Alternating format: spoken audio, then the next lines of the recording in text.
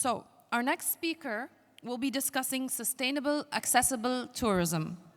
I would like to welcome the president and founder, DB Sustainability Advisory Boutique International, Italy, and former Director Division for Inclusive Social Development, United Nations Department of Economic and Social Affairs, Ms. Daniela Bas.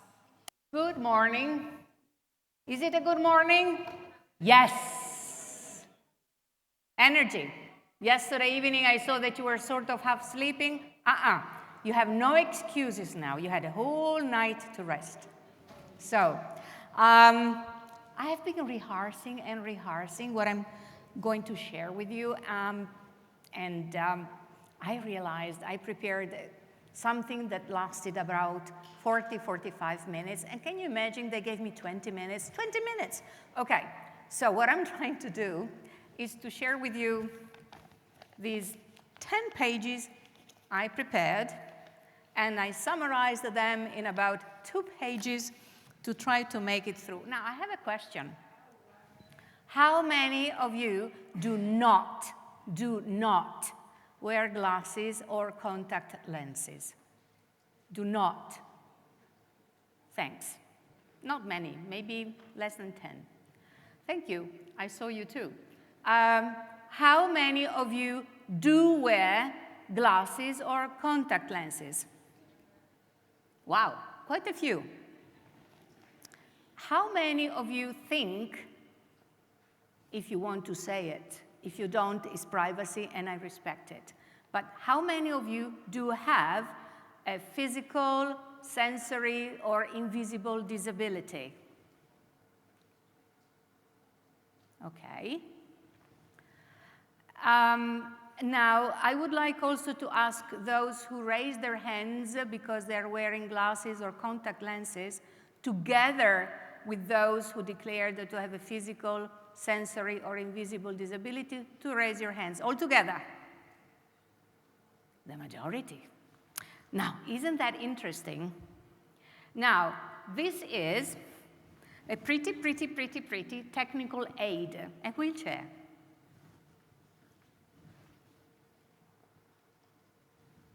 Because I can't use my legs to walk. This is a pretty technical aid for those eyes, exactly like the wheelchair, for those eyes who cannot see as before. And yet, the majority of you wearing glasses or contact lenses did not identify themselves as a person who has a sensory disability. Aha. So here we're talking about perceptions, and here we're talking about cultural attitudes and prejudices and stereotypes we have to change. And tourism can play a major role in this by becoming accessible, inclusive, and usable. Now, usable? What is she talking about? Well, if I have access to a room, but then I can't use that, and I had to ask to be given at least a small desk to put my notes, then this room is accessible, but it is not usable. I can't use all the things in this room.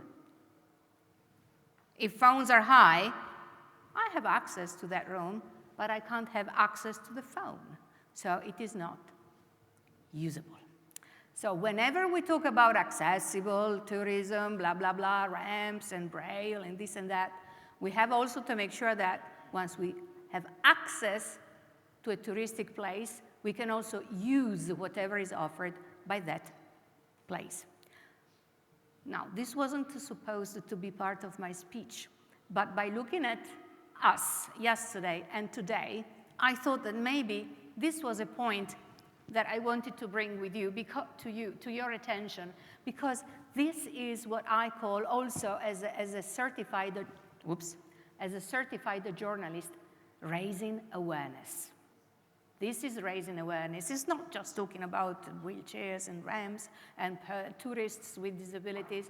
Raising awareness is much more than that. Now, after having said this, allow me just briefly to thank the organizers for having invited me. And I'm talking here about Dr. Ghassan Suleiman Amhaz and also Ditas Pascal, who have made my life very easy. Now, I was here. Where is the thing to change the slides? Maybe someone can help. Thank you. Sustainability and accessible tourism. Why sustainability? Well, until really recently, I was leading a big division at the United Nations in New York that was dealing with the social dimension of sustainability. And globally, in my portfolio, I had youth, older persons, persons with disabilities, the family, indigenous peoples, social enterprises, that is cooperatives, and also sport for development and peace. And all of this was addressed from the social perspective of sustainability. And I noticed that when we talk about sustainability, often people refer to the environmental dimension of sustainability, and this is not enough. Sustainability has three, as Americans do, or three, as Italians do. I don't know which country does that, I forgot. Sustainability has three dimensions. The environmental one, climate change, for instance. Recently here in Dubai, you had a major conference on that. But sustainability is also economic sustainability and social sustainability. Okay? Now, when these three go together hand in hand, then we are talking about sustainability.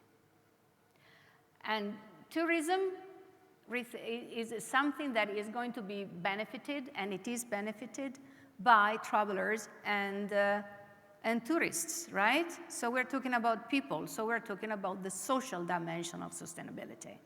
If we do not promote a healthy planet and the well-being of people, and we're not able to sustain the well-being of people, health, education, employment, reducing inequalities, blah, blah, blah. There are so many dimensions of the social development. Then we do not talk about tourism. If people don't feel well, they don't travel, right? So we have to make sure that also our communities feel well. And here again, tourism can play a major role in promoting and supporting the endeavors of governments and policymakers to make sure that they adopt policies for the well-being of their communities. If the community feels well and urban planning takes care of the community to feel well, then tourists traveling to those communities will feel that they are welcome and they feel comfortable. So here you do two things with one. By promoting tourism and supporting the endeavors of policymakers to change the laws, to make their communities feel more comfortable, you are also increasing the economic sustainability of that community because you create employment. You promote the well-being and welfare of that community by taking care also of the environment and the natural resources, whatever is available there. Second dimension of sustainability.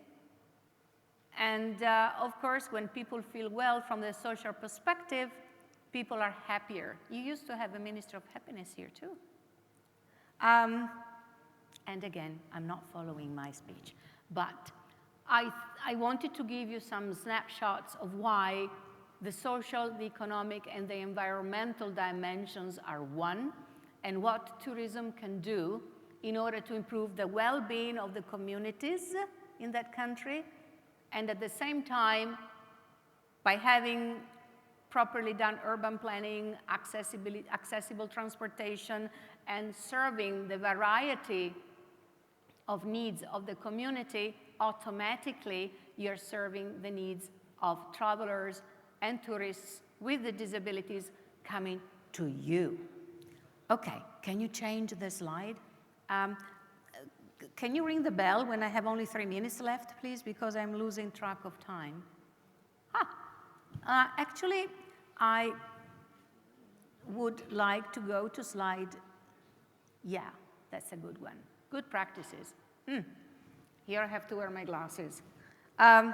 Yes. For those of you who are not here yesterday, very briefly, very briefly, demographics is so important when it comes to tourism, sustainability, and promoting inclusion and accessibility and usability. Wow.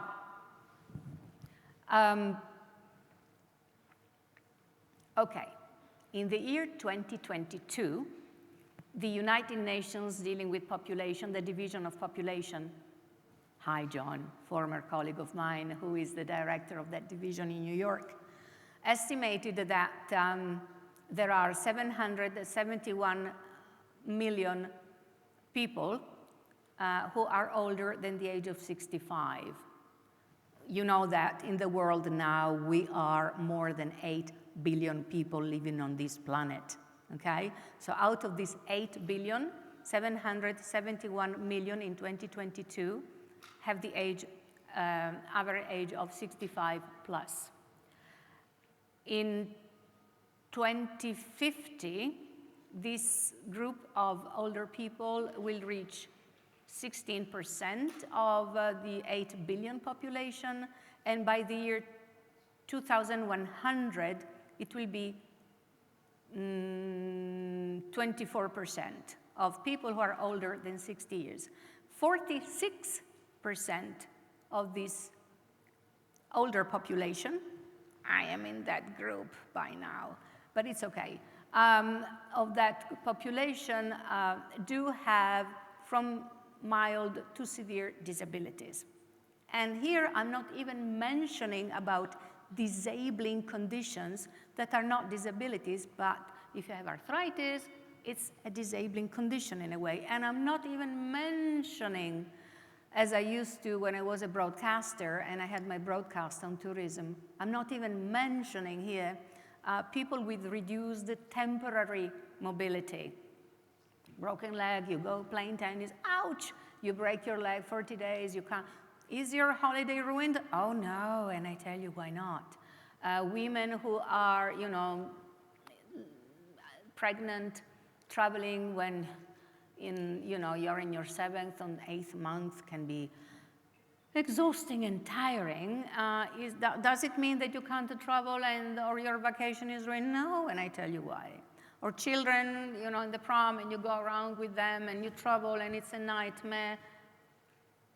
All of this reduces temporarily your ability to be a tourist, but there are solutions. And then there are the permanent disabilities like mine, or sensory, eyes, ears, invisible ones. We very seldom talk about those. If a person has dyslexia, might have difficulties in reading things, right, when traveling, announcements, etc. And then there are also the cognitive ones, including, we spoke about autism yesterday, I won't go there, but there are many others. But what about people who have reduced mobility as tourists because of their weight? Obese people, or let's say a teeny bit, people who enjoy a teeny bit too much food, or sometimes there are medical reasons also why people are obese. So the reasons are many. But how do they book a seat on a plane? Do they need to pay for 2 seats? 1? Once they reach the destination, will the restaurant have a comfortable chair, or they have to sit on 2 chairs? And this is another reason for tourists and the tourism industry to think about also people with different ways of having their mobility reduced. So we have to offer solutions. Besides the 1,300,000,000 people in the world, as said by the WHO, but also the United Nations, that is 1 every 6 persons who has a form of disability. And I said, I didn't even count all of us wearing glasses. So good practices, considering that creating an inclusive environment for travelers with disabilities is a strategic move to unlock the markets. And by inviting people, as I explained earlier on, to come and spend the time in this region, for instance, it really depends on you. If you are competitive, people come. People spend and go, meaning persons with disabilities, people in general, come and spend money where they feel welcome and they feel comfortable. So up to you. In the Middle East, if I think of Dubai, good practices is the Accessible Dubai Initiative. I won't go there, but you can ask, being in Dubai, what it is all about. It's amazing. It talks about accessibility, transportation, fantastic. I would like also to mention, moving now to Europe, Spain, Barcelona. Barcelona, if you haven't been there, go visit it. Igor, the representative of the World Tourism Organization, since you are based in Madrid, I do not know, Igor, if you already mentioned and brought as an example Barcelona. It's amazing. It's amazing.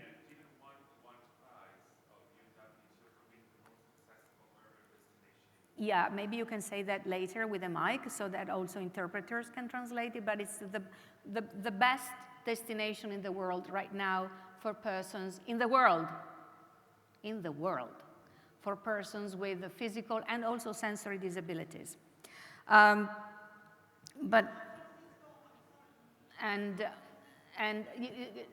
Francisco, of course, you can maybe mention that later on when we open for questions, if there is any time. San Francisco, yes. In my case, since I use a manual wheelchair, San Francisco is quite challenging, but yes, indeed. It's a fantastic place to visit. I couldn't agree more. And then there is Costa Rica with the certification for sustainable tourism, and then there is also Singapore. Let's go to Asia now. Singapore, you have to go to Singapore. I think that they still need to do a teeny bit more about sensory disabilities, invisible or cognitive ones. But when it comes to physical disabilities like mine, Singapore is pure heaven. And also the United States, and I could go on and on. So because of time constraints, please feel free to contact me, would you wish to, afterwards, okay? And I can share more. So we can move now to the next slide. Very quickly, now I said, we talk about sustainability, and I said support and help policymakers, you as travel industry, to apply the best possible policies, also to help you, travel agencies or people in the travel and transportation business, to facilitate your work. So we have really to work together. So why am I mentioning here the Sustainable Development Goal 1? You know that 193 countries, including the Emirates, have adopted in 2015 the 2030 Agenda with 17 goals, and this is the roadmap we have. And they have to be sustainable, hopefully to be achieved by the year 2030. Won't make it, maybe some. So that's why we are already, well, they, because I left the UN a few months ago, but we are already talking about beyond the year 2030. But let's see what we can do from now until the year 2030. To make tourism inclusive, accessible, and sustainable, and here I'm using the mantra of the United Nations, to leave no country and no one behind, including, therefore, tourists. There are many goals, sustainable development goals of the 2030 Agenda, that I think link directly to promoting tourism and also to persons with disabilities. There are 4 goals that explicitly talk about persons with disabilities and also targets, and if you think of the Sustainable Development Goal, eradicating poverty, it goes back to what I mentioned earlier. If you make your communities accessible, and therefore this will promote also employment. Employment, it means that there is a turnover of economy, people earn their salaries, they're not poor, da da da da da.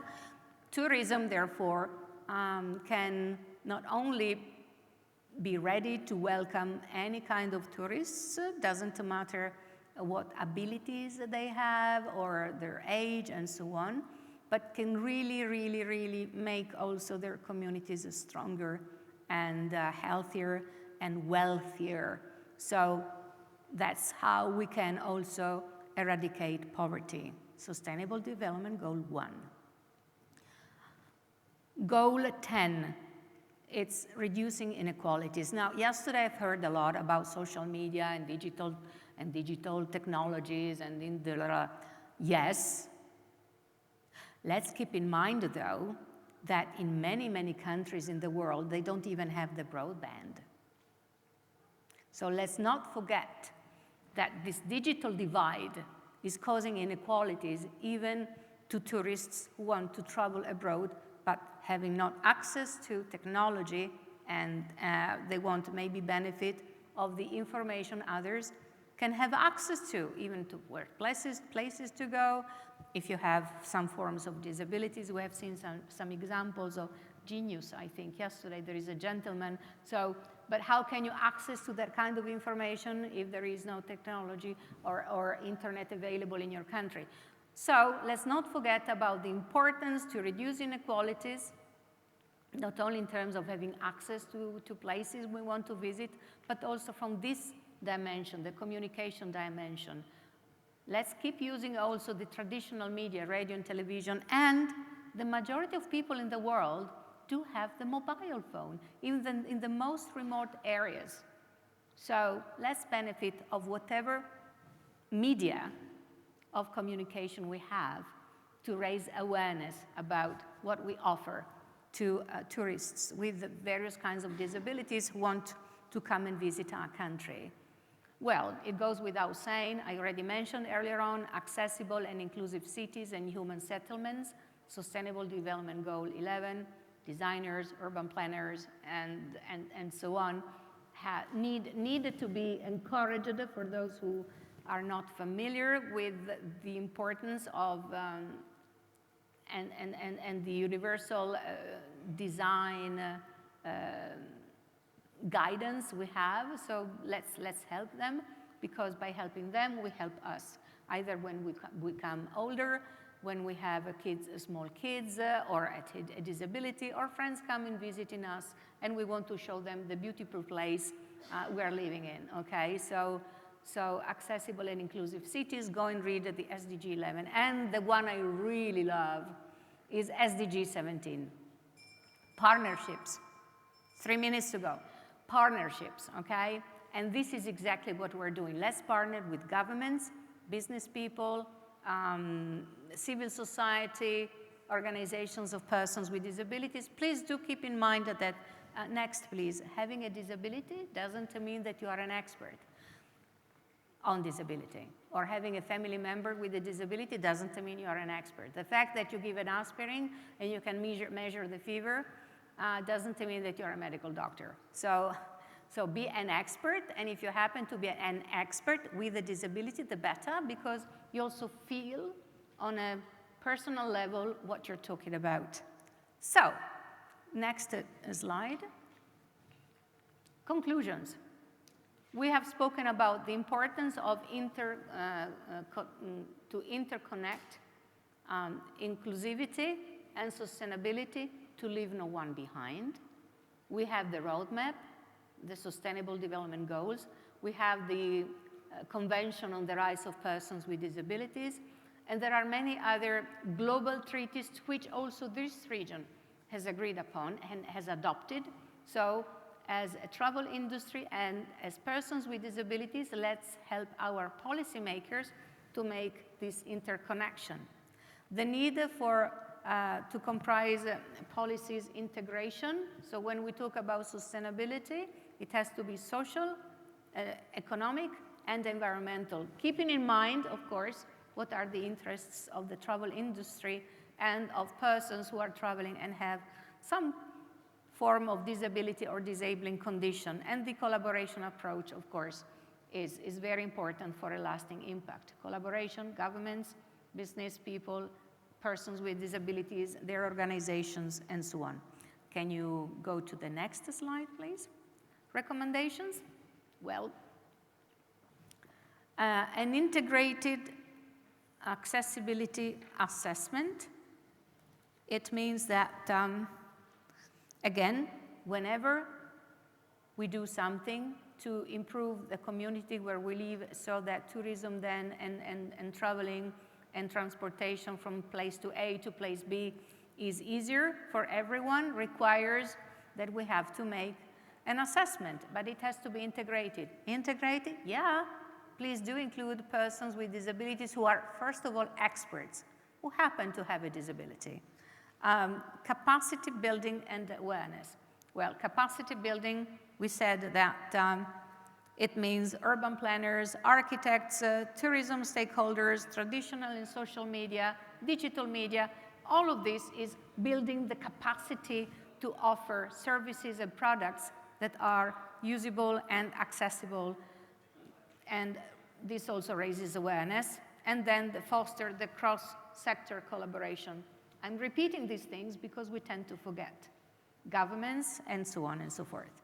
The last one, please. Okay, oh, thank you. What I would like to say is that I thank you all for becoming a turbo, a real turbo. You're not even an engine, a turbo. To make sure that for this generation, but for the generations to come, we open the doors for everyone, tourists with and without disabilities, travelers, to learn about our cultures, our values, the beauty of Mother Earth, as indigenous people would say. We are living on a grain of sand. That's how big planet Earth is compared to the universe. It's a nothing. And yet, this nothing offers so many things to be enjoyed and to be seen. Let's benefit of this time we have on Mother Earth and let be known by everyone, including everyone. And I want to thank you because by doing this, you make my life, not only as a professional, okay, now I work as a global ambassador, advisor, and lecturer. But before I was working for the world at the United Nations, and then as a journalist, as many things I am, and yet, all of this great culture and knowledge, if you do not help me to make the places you live accessible, inclusive, and welcoming, it's nothing. So I want to thank you for giving me the privilege to be here and joining this beautiful place in a very easy, accessible, inclusive, and welcoming manner. Thank you.